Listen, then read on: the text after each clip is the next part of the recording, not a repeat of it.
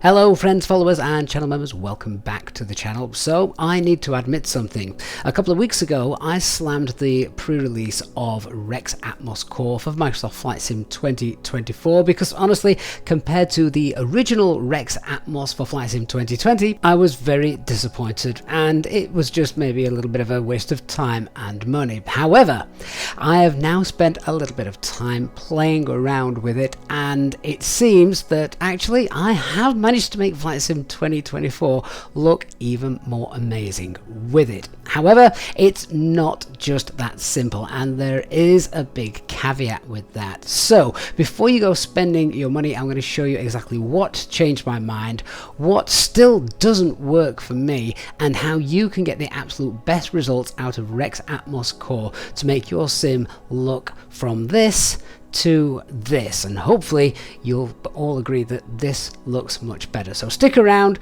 because I'm here to say that REX Atmos Core Flight Sim 24 does actually have some good points. So if you did watch my original review of REX Atmos Core and you watched all of it, you'll probably heard me getting more and more frustrated as the video went on. And a lot of that frustration came because I was expecting it to be just as good as Flight Sim 2020's edition, just REX Atmos. And the fact that the user interface of it was, and still is, well, in my opinion, pretty rubbish in terms of how the sliders all work. Trying to fine-tune anything in REX Atmos Core is fiendishly difficult. It is very easy to get close to something that looks amazing, and a slight slip of the hand means you've then just completely wrecked it. So what has partly changed my mind? Well, after spending many hours tinkering with it, I am of the opinion that what REX Atmos Core doesn't require is anything to do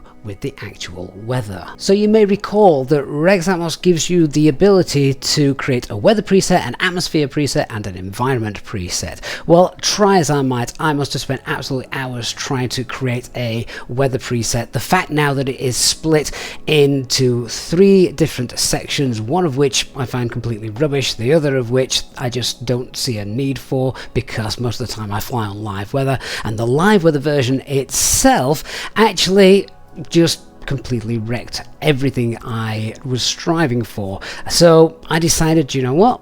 Let's just completely forget the live weather preset. Microsoft Flight Simulator's weather on its own looks pretty darn good, and hopefully you'll agree with me. And the biggest thing I found about trying to create a weather preset is you had to create a specific weather preset for lots of different types of weather, because what looked good when it was cloudy didn't look good when it was clear skies. What looked good during the day looked absolutely awful at night. So forget the weather presets. Let's concentrate just on the atmosphere and the environment. Now, the first thing I wanted to try and change was the sky. The sky looks notoriously very blue, too blue if you like in the sim, particularly in the middle of the day when the sun's shining bright. So I wanted to get it from a deep blue to a paler blue, just like this.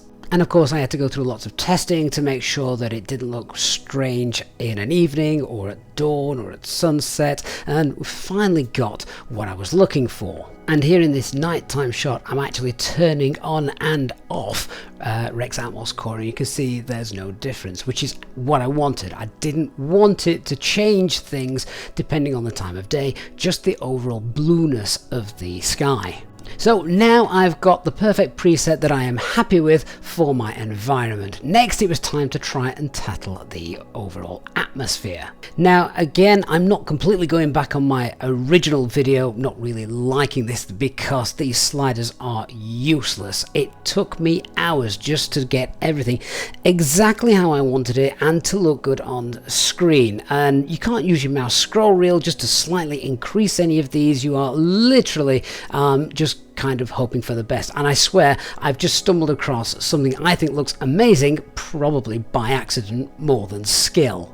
So now with my atmosphere setting, this is default, and this is what it looks like with just the atmosphere turned on. Now obviously it doesn't look like a massive difference, but a few more examples, hopefully you should start to see that actually this is giving us a massive difference, and it really does look a lot more realistic, whether we are on the ground or whether we are in the air. Now I said I hadn't even touched the weather side of REX Atmos Core because it just didn't really do any benefit for me. If you have got this program and you have played around with the weather, let me know down in the comments how you're getting on with it. But all of these are now just a combination of my new atmosphere settings and my new environment settings. And yes, of course, I have saved these settings. I have uploaded them for public download within REX Atmos Core. So if you want to try these out for yourself, you now can, and there on screen are the details of them, both for environment and atmosphere, called EJSP, and the video set.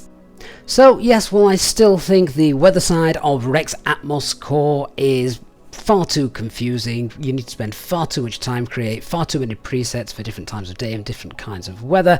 Not interested in that. You might be. If you are, again, let me know how you found it. But now with the atmosphere and the environment setting that I've spent a bit of time trying to come up with, hopefully you'll agree that this does indeed look far better than this. So maybe it's not a lost cause at all. All we need to do then maybe in the next update, Rex, is please make sure the sliders are a lot less squirrely and less sensitive.